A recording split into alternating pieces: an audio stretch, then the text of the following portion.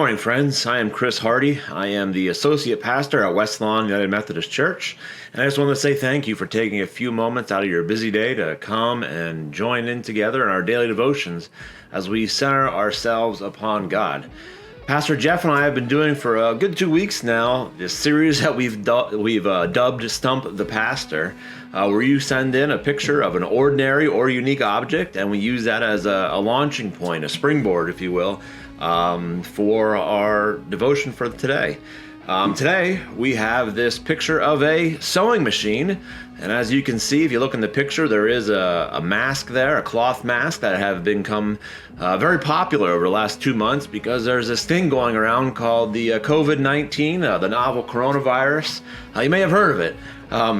But these masks have been required for us to wear in public, and many people are making them by hand or homemade, so to speak. These masks and this picture and this sewing machine comes to us from Mary Morton. You may know her. She is the mother of our Family and Children's Ministry Director, Kelly Rissmiller, formerly Morton, because her mom's name is Morton. So Mary, this is her picture. She is not a member of West Lawn. However, she's been coming for many years to West Lawn Wednesday meals, and she's been tuning in to our services online, and as well as her home church in Calvary UMC.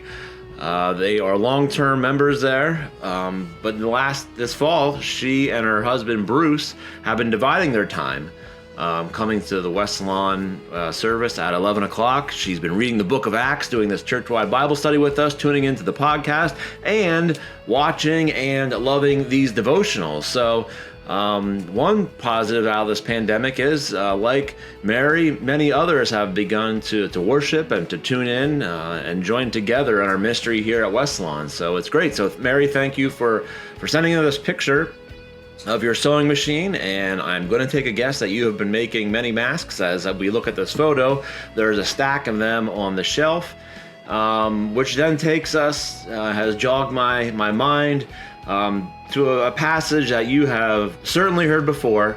And if I would boil the gospel down, if I would boil Jesus down, boil the message of Jesus down, or all of Scripture, Old Testament, New Testament, it would be to love God, love others. So we can look no further than Mark 12. I like the New Living Translation. This passage is in the Synoptic Gospels, and I believe in John. If I would Google that quick or look up in my Bible, I could confirm that.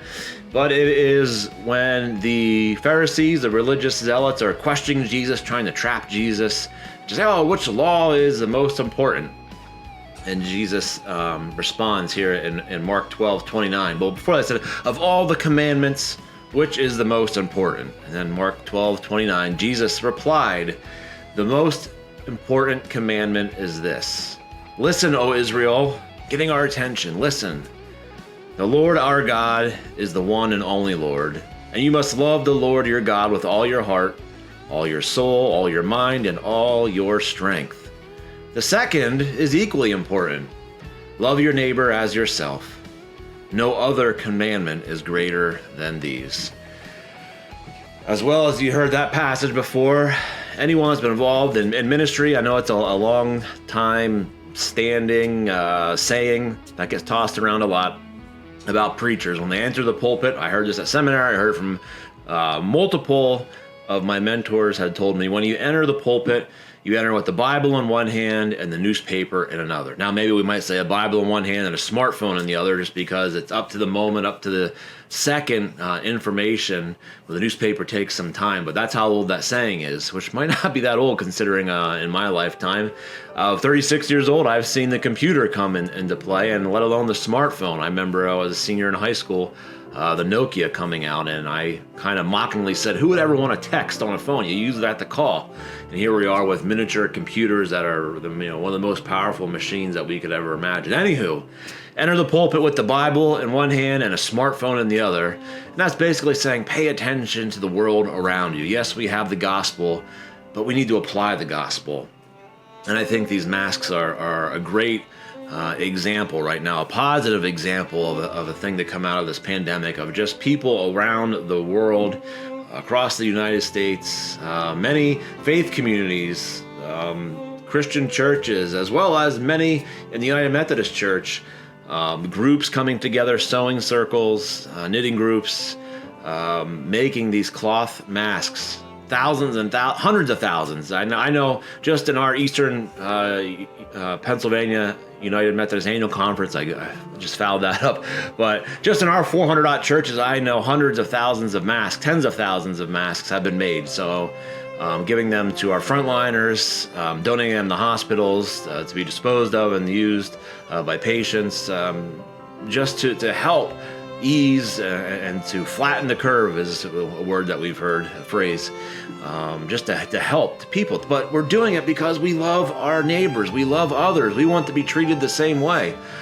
We don't want to be quarantined. We don't want the vulnerable to get sick and to die from something that we can probably play a role into preventing and quelching.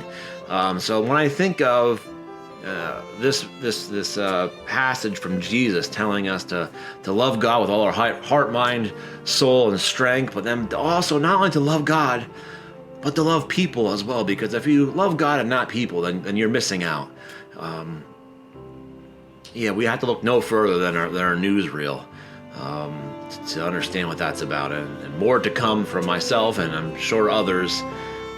But this picture today of the masks and the sewing machine just shows how creative we can get, but also putting away our hobbies and our other endeavors, just to come together as people made in God's image to show our love for others and to spend our time when we could be doing other things. We could say, we're safe inside our home.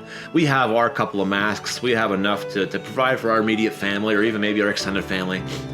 I don't need to waste my time helping others. But as Christians, as people of God, as followers of Jesus Christ, that is not what the gospel is about. It is loving others as we love God, and we ourselves want to be loved as well. So Mary, thank you for reminding us all of that, and thank you to all the churches, all the people of faith, all those in West Lawn making these masks and distributing them, because who knows how long we're going to need them for. But just thank you as you show us how to love others as you love God.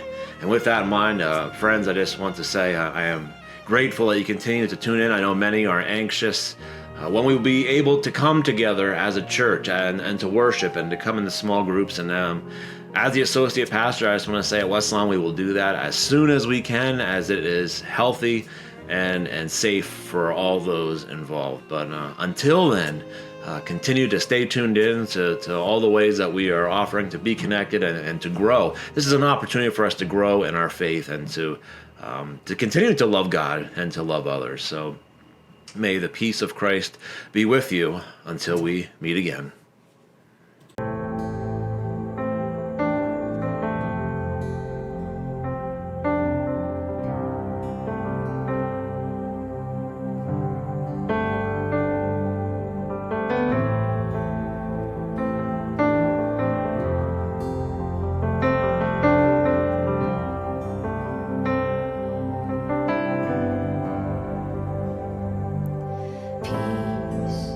Bring it all to peace. The storm surrounding me, let it break. At your name, still call the sea still.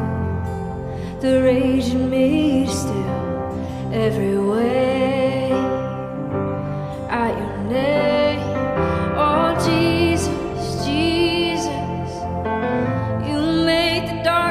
Tremble, Jesus, Jesus, you silence fear.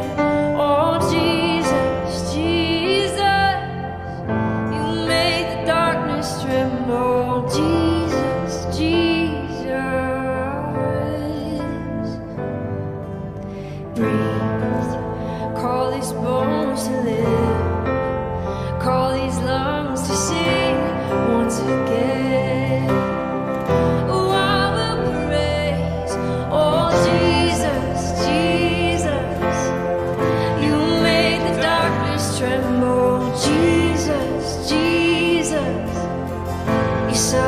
silence fear.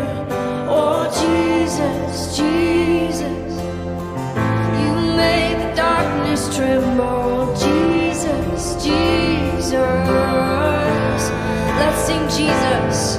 Oh, Jesus, Jesus, you make the darkness tremble. Jesus, Jesus, you silence fear.